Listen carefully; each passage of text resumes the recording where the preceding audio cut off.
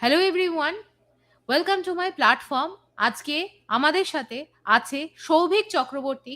WBCS 2023 এর যে last আমরা দেখেছি রেজাল্ট পাবলিশ হয়েছে for the group A and group B service, তার মধ্যে এক্সিকিউটিভ ক্যাডারে র্যাঙ্ক 1 করেছে Souvik. Welcome Souvik to this platform. Thank you madam. আজকে তোমার সাথে আমি, দেখো তুমি আজকে ডাব্লিউবিসিএস এক্সিকিউটিভ র্যাঙ্ক 1, এটা স্বপ্নেরই মতো একটা পাওয়া। কিন্তু এই স্বপ্ন বাস্তবায়নের পেছনে প্রত্যেকটা মানুষের মতো আমি জানি তোমারও হয়তো উত্তরণের লড়াইটা অনেক বড়। তো তুমি যদি তোমার পড়াশোনা কি ব্যাকগ্রাউন্ড থেকে তুমি কিভাবে ডাব্লিউবিসিএস এর জন্য ভাবলে এবং পরবর্তীকালে ডাব্লিউবিসিএস প্রিপারেশনের এই যে পুরো প্রসেসটা যদি ছোট্ট করে ডাব্লিউবিসিএস অ্যাসপিরেন্টদের সাথে শেয়ার করে নাও। আমি 2017 সালে গ্রাজুয়েট হই, বিটেক করি আমি কেমিক্যাল ইঞ্জিনিয়ারিং এ। তারপর আমি ইনিশিয়ালি আমার ডাব্লিউবিসিএস নিয়ে কোনো প্ল্যান ছিল না। বিটেকের পর আমি ইউনিভার্সিটি এন্ট্রি স্কিম বলে ইন্ডিয়ান নেভির একটা জয়নিং হয়, তার মাধ্যমে আমি ব্যাঙ্গালোরে যাই এসএসবির জন্য। তো ওখান থেকে আমি মেডিকেল আউট হই। তারপরে যখন ফিরে আসি, তার ফিরে আসার পর আমার পুরো ফোকাসটা থাকে এমটেক করার জন্য এবং গেট দেওয়ার জন্য। আমি 2019-এর গেটে পাশ করতে পারিনি, মানে কাট অফ ক্লিয়ার হয়নি। 2020-র গেটে আমি কাট অফ ক্লিয়ার করি এবং এমটেক করার জন্য আইএসএম ধানবাদ পেয়েছিলাম, মানে যদি আমি এমটেক পার্সু করতাম। তো আলটিমেটলি সেটাও করা হয়ে ওঠে না। সেই মুহূর্তে একটা চরম অর্থনৈতিক একটা অনিশ্চয়তা বাড়ির মধ্যে চলছিল, প্রচুর লোন ছিল। যদিও আমি আমার যে স্কলারশিপ হয় সেটা দিয়ে আমার টিউশন ফি হয়ে যেত, যেটা এমটেক করতে লাগে। তো আমি এমটেক আর করি না, তখন টিউশন পড়াতে শুরু করি ইনিশিয়ালি, কারণ ওই হিউজ কোয়ান্টাম অফ লোন ছিল আমাদের, ওটা মেটানোর জন্য। তো তারপর যখন একটু স্টেবল হই, একটা চাকরির দরকার এরকম ডিসাইড করি, এরকম মনে হয়, তখন আমি ডাব্লিউবিসিএস এর প্রিপারেশন নিতে শুরু করি। তো পড়া শুরু করি প্রায় 21শে ডিসেম্বর, যে আমাদের ফর্ম ফিল আপ, ওরকম টাইম থেকে। এবং বাই গডস গ্রেস টাইম চলতে চলতে এগিয়ে যায়। তো প্রিলিমস মেন্স ইন্টারভিউ ভাবে 2022 হয়। 22-এ আমি ওয়েস্ট বেঙ্গল রেভিনিউ সার্ভিসে সিলেক্ট হই। 2022-এ আমি directorate of registration and stamp revenue আছি। এবং এরপরে যেহেতু প্রথম থেকে আমার ইচ্ছা ছিল এক্সিকিউটিভ ক্যাডারটা আমার পছন্দ, তো আমি 2023-এর মেন্স দিই, 2023-এর পরীক্ষা অ্যাপিয়ার করি, সেটার ইন্টারভিউ, এবং আলটিমেটলি 2023-এর আগের সপ্তাহে যে রেজাল্ট বেরিয়েছে, আমি এক্সিকিউটিভ ক্যাডারটা পাই।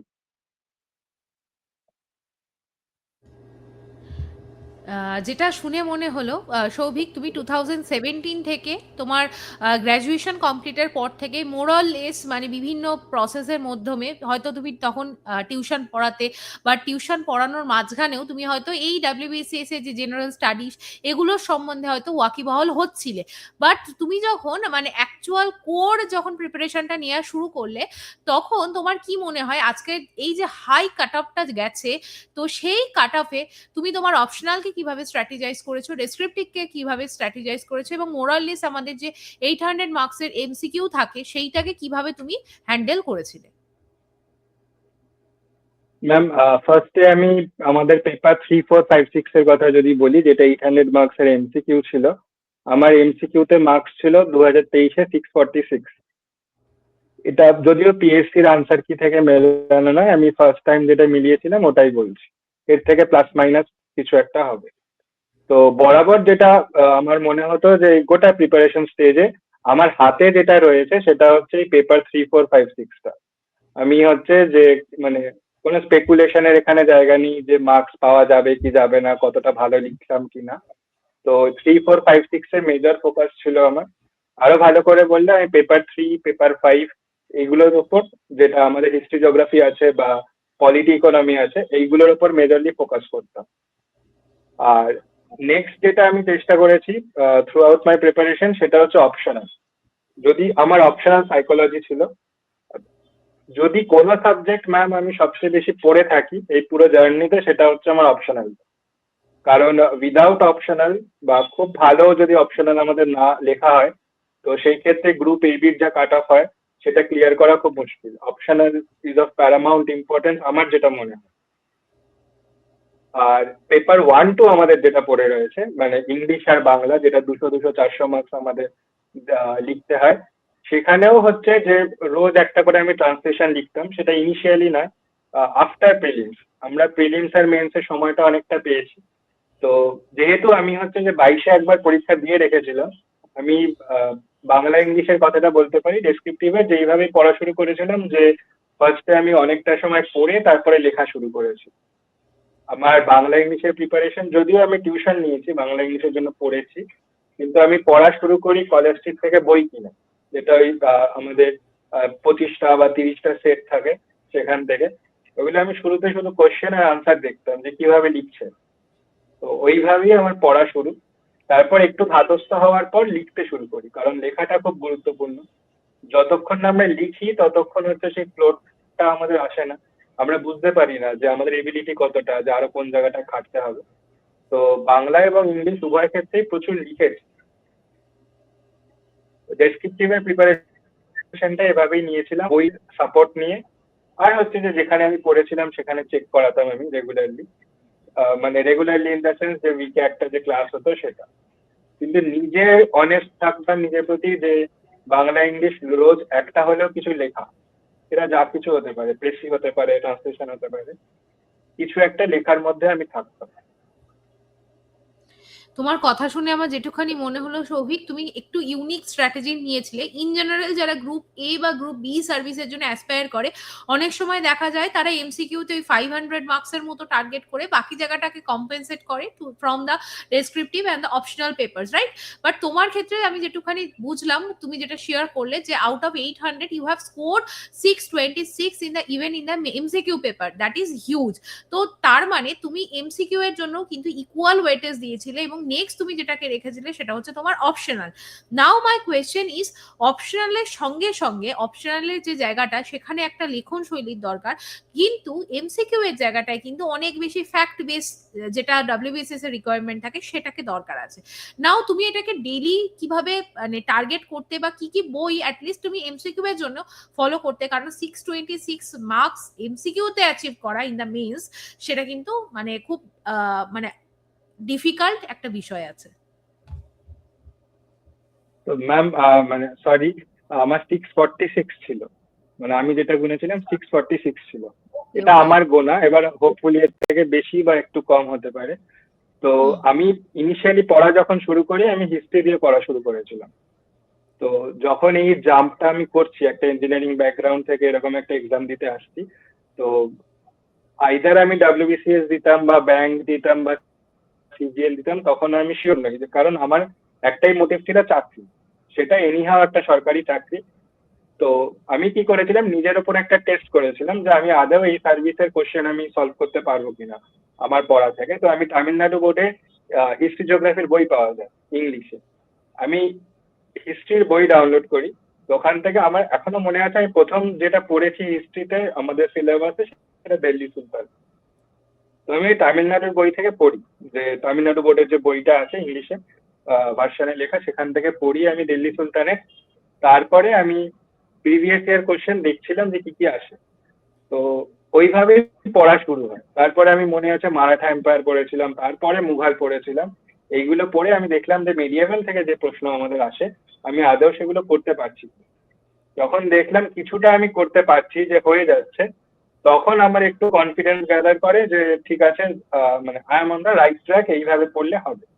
তার পরবর্তীকালে আমি বই কিনি, কিন্তু ইনিশিয়াল আমি দুটো পিডিএফ যেটা শুরু করেছিলাম, ওই 11-12 যে বই আছে তামিলনাড়ু বোর্ডে। আর বইয়ের কথা যদি, তো ডাব্লিউবিসিএস ম্যানুয়াল যেটা নিতিন সিংহানিয়া স্যারের আছে, সেই বইটা আমি পড়েছি। আমি হিস্ট্রিতে পুনাম দালাল দাহিয়া ম্যামের যে দুটো বই আছে, একটা মডার্নের বই আছে, একটা এনশিয়েন্ট মিডিয়েভালের বই আছে, সেইটা পড়েছি। আমি ইউটিউবে প্রচুর ক্লাস দেখেছি, কারণ ইনিশিয়ালি আমি এক জায়গায় ভর্তি হয়েছিলাম পড়ার জন্য, তারপরে পরবর্তীকালে সেই ইনস্টিটিউটটা উঠে যায়। তো সেখানকার স্যারেদের ইউটিউবে যে ক্লাস হয়, আমি ক্লাস দেখতাম।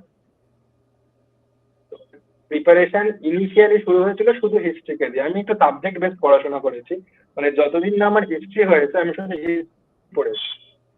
যখন আমার পুরো এনশিয়েন্ট থেকে, মানে প্রি হিস্ট্রি থেকে শুরু করে একেবারে 1947 অব্দি পড়া হয়েছে, তারপরে আমি জিওগ্রাফি শুরু করেছি।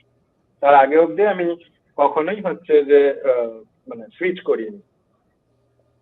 আবার যখন বেশ। জিওগ্রাফি শুরু করেছে আমি টানা জিওগ্রাফি পড়েছি। হ্যাঁ। হ্যাঁ, মানে তোমার কথা শুনে আমার আরো একটা জায়গা দেখলাম, আমিও এই সময় মানে এটা তুমিও মানবে যে যখন তুমি অনেকটা, আমার যেটা মনে হলো তুমি রিসার্চ বেসড একটা মেথোডোলজিকে ফলো করেছো। ফর এক্সাম্পল হিস্ট্রি যখন পড়ছি, 1 মাস লাগুক আমি হিস্ট্রিটাকে শেষ করব, তার আদ্যপান্ত পড়া, মানে একদম গভীরে গিয়ে পড়া না। মানে অনেক সময় কি হয়, প্রত্যেকদিন একটু একটু করে পড়লে একটা সাবজেক্টে আমি 1 ঘন্টা পড়লাম, জিওগ্রাফি আমি 1 ঘন্টা পড়লাম, ফলে কি হয় সাবজেক্টের আমরা গভীরে ঢুকতে পারি না। তোমার মানে জায়গাটা শুনে আমার মনে হলো অ্যাটলিস্ট যদি আমরা এনশিয়েন্ট হিস্ট্রিকে টার্গেট করি, আমরা এনশিয়েন্ট হিস্ট্রিটাকে পুরোটাকে শেষ করব, দেন মুভ অন করবো to the next topic or next subject, তাই তো? একদমই ম্যাম, এভাবেই আমি পড়েছি যে যখন যেটা পড়েছি সেটা যে কোনো সাবজেক্ট হতে পারে, তখন শুধু আমি সেটাই পড়েছি। এবার মানে কন্টিনিউ জিওগ্রাফি পড়ছি, আমার হিস্ট্রি পড়া হয়ে রয়েছে, আমি চেষ্টা করতাম যে মাঝের 1-2 দিন, তো সেই জায়গাটা আমি হিস্ট্রি একবার করে কোনো 2-3টে চ্যাপ্টার ক্লাব করে আমি পড়ে নিলাম বা দেখে নিলাম, যাতে আমি আউট অফ টাচ না হয়ে যাই। তো ইনিশিয়াল পড়াটা আমি হিস্ট্রি জিওগ্রাফি দিয়ে শুরু করেছি, কারণ প্রিলিমস এর রেসপেক্টে 75 মার্কস মতো আমাদের এখান থেকেই আসে। তো হিস্ট্রি থেকে যেহেতু একটা বড় ভলিউম অফ কোশ্চেন আসে, আমার প্রাইমারি ফোকাসটা হিস্ট্রিতেই ছিল, যেটা পরবর্তীকালে মেন্সে গিয়েও হেল্প করেছে পেপার 3 ক্ষেত্রে।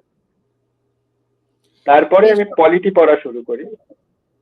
হ্যাঁ, বলো। এবার পলিটির জন্য আমি যখন আগে কোশ্চেন দেখি যে প্রিভিয়াস ইয়ার কোশ্চেন গুলো, যে আর্টিকেল থেকে আমাদের কোশ্চেন আসছে, তো আমি একটা কলেজ স্ট্রিট থেকে চার্ট কিনেছিলাম আর্টিকেলের, ওটা ঘরে লাগানো থাকতো, তো আমি যখনই সময় পেতাম ওর দাঁড়িয়ে ওটা, মানে হয়তো আমি সেই চ্যাপ্টার জানি না, আমি পার্ট 5 হয়তো পড়িনি এখনো, জানি না, কিন্তু আমি আর্টিকেল গুলো দেখতে থাকতাম যে কোথায় কি লেখা আছে, কোন পার্কে আছে, কোন কোন আর্টিকেলে কি রয়েছে।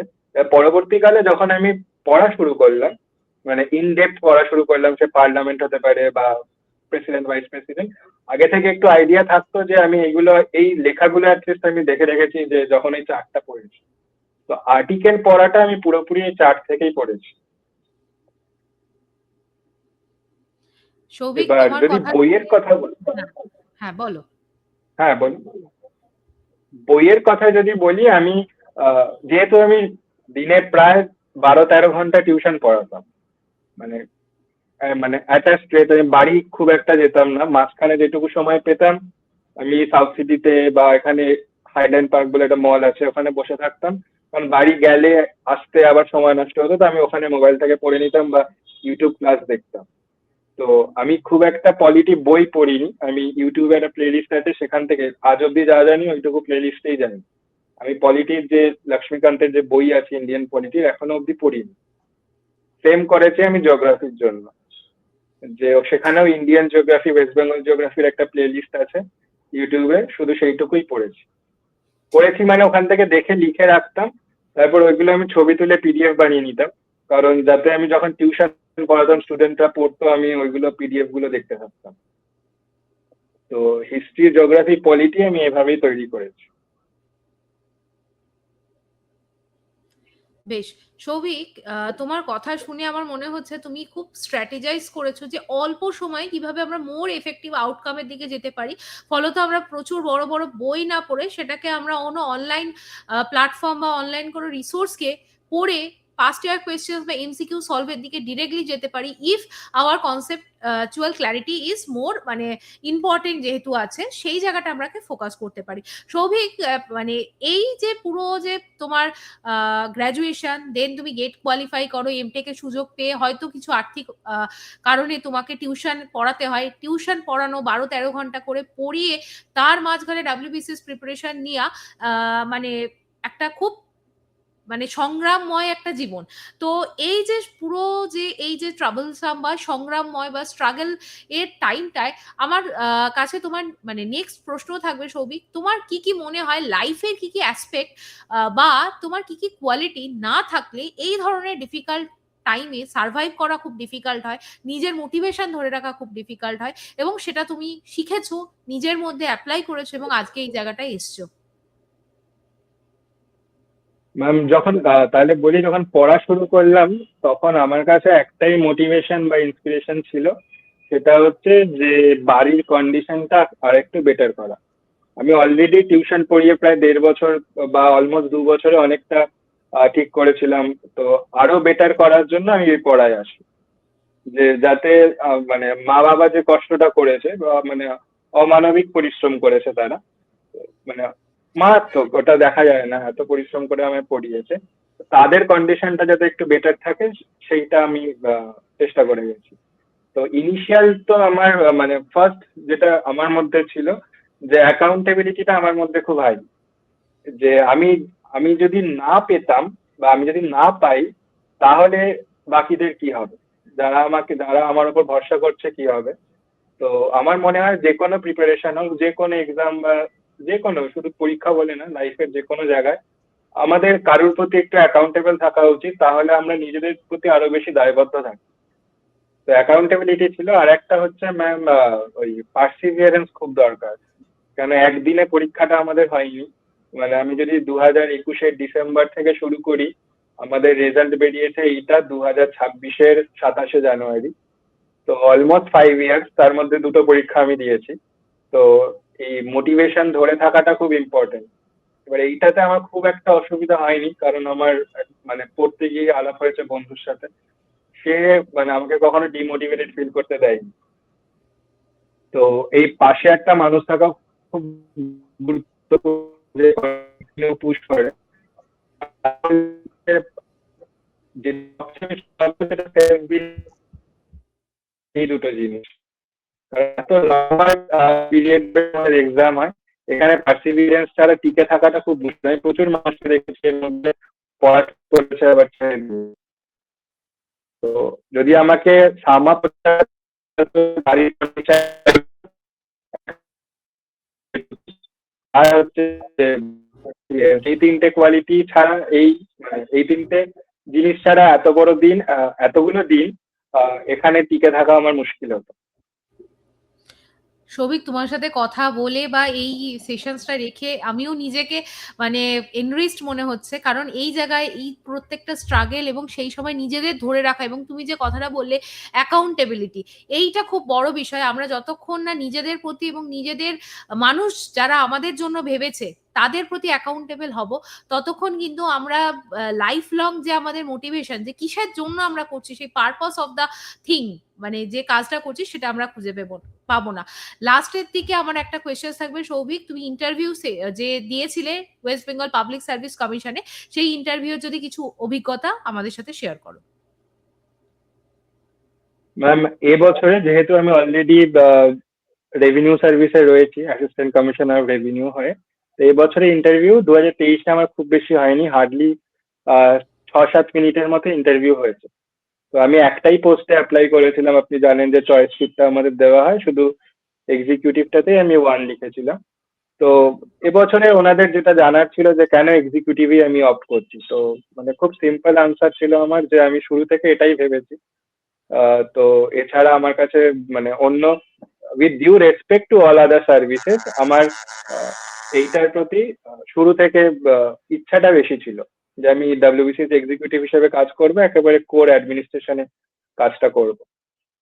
আর ইন্টারভিউর কথা যদি বলি, সেই ক্ষেত্রে হচ্ছে যে আমাদের ডিস্ট্রিক্ট রিলেটেড প্রশ্ন যেটা হয়, আগের বছর আমাকে যদিও করা হয়েছে, প্রচুর ডিস্ট্রিক্ট রিলেটেড প্রশ্ন হয়, বা হচ্ছে যে অপশনাল রিলেটেড প্রশ্ন আমাদের প্রচুর থাকে। তো ইভেন গ্রাজুয়েশনের সাবজেক্ট যা রয়েছে সেগুলো আমাদের সেখান থেকেও প্রচুর প্রশ্ন আমাদের করা হয়।